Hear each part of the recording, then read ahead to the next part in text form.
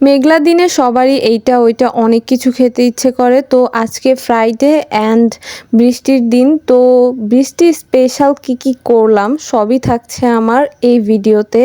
২ দিন ধরেই ওয়েদারটা একটু মেঘলা মেঘলা, তাই রাতেই হচ্ছে আমি চাল ভিজিয়ে রেখেছিলাম। এরপর সকালে উঠে চালের চাপটি বানিয়ে ফেলি, কারণ বৃষ্টির সময় এই খাবারগুলো অনেক ভাল লাগে। তো আগের দিনের হালিম ছিল, সেগুলা আমি গরম করে নেই অ্যান্ড সেগুলা হচ্ছে আজকে চাপটি দিয়ে সার্ভ করেছি।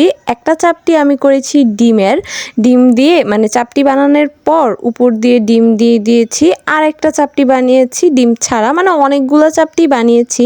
আমার জন্য হচ্ছে ২টা, আমি এর বেশি খাবো না, ২টাই আমার জন্য বেশি হয়ে যায়। তো এরকম শক্ত চাপটি আমার কাছে অনেক ভাল লাগে। আমি আটার চাপটি একদমই খাই না, নরম হয় বলে। আমার কাছে চালের চাপটিটা অনেক ভাল লাগে, মানে যত শক্ত করতে পারি। আগে তো তেল দিয়ে শক্ত করে তারপর খেতাম, বাট এখন আর ওইটা খাই না। তেল না দিলেও কিন্তু এই চাপটিগুলো অনেক শক্ত হয়, যেহেতু এগুলা চালের চাপটি। আর ২ দিন ধরে যেই ওয়েদার, এই ওয়েদারের মধ্যে এইসব খাবার অনেক ভাল লাগে। মানে শক্ত খাবার হোক, কাঁঠাল দানা ভাজা, অনেক কিছু খাই। তো রাত্রে আম্মু আবার বুটও ভিজিয়ে রেখেছিল। তো এগুলা সব সিদ্ধ করবে। এগুলো তো একদিনে খাওয়া যাবে না, এগুলো হচ্ছে বক্সে রেখে ডিপে রেখে দিবে। আর বাকিগুলো আজকে বাগার দিবে, কারণ মানে সন্ধ্যার সময় একটু বৃষ্টি থাকে, তো ওই সময় মুড়ি মাখা করলে অনেক ভাল লাগবে। আবার এদিকে কাঁঠাল দানাও আম্মু হচ্ছে রোদ্রে দেওয়ার জন্য রাখছিল, বাট রোদ তো উঠে নাই, রোদ দেওয়া যাবে না। তো দুপুরের আয়োজনে আজকে বানাবো খিচুড়ি, যার জন্য আমি একটা পাতিলে চাল, ২ রকমের ডাল, তারপর হচ্ছে সব রকমের মশলা দিয়ে মেখে তারপর হচ্ছে খিচুড়িটা রান্না করব। আর আমি যখনই খিচুড়ি রান্না করি পাতিলের মধ্যে করি, আর হচ্ছে মেখে রান্না করি, কষিয়ে রান্না করি না। আর এদিকে আমার কিন্তু খিচুড়িটা রান্না শেষ। আর আজকের খিচুড়িটা এত মজা হয়েছে।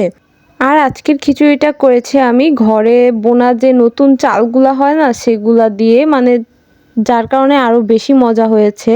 মানে আমাদের ক্ষেত যে মানে ধান বুনেছে, প্রতি বছরই হচ্ছে আমাদের অল্প করে চাল দিয়ে যায়। তো আগের বছর দিয়েছিল, সেটা দিয়ে ভাত একদমই ভাল লাগে না, মানে ঘরের ধানের ভাত আমার খেতেই ভালো লাগে না। যার কারণে এবার না করে দেওয়া হয়েছে যে না দেয়। বাট উনি বলছে যে খিচুড়ি খেয়ে দেখতে, খিচুড়ি নাকি অনেক ভাল লাগে, অল্প করে দিয়ে গেছে চাল। তো আজকে সেগুলা দিয়েই খিচুড়িটা রান্না করেছি ঘরের ধান দিয়ে।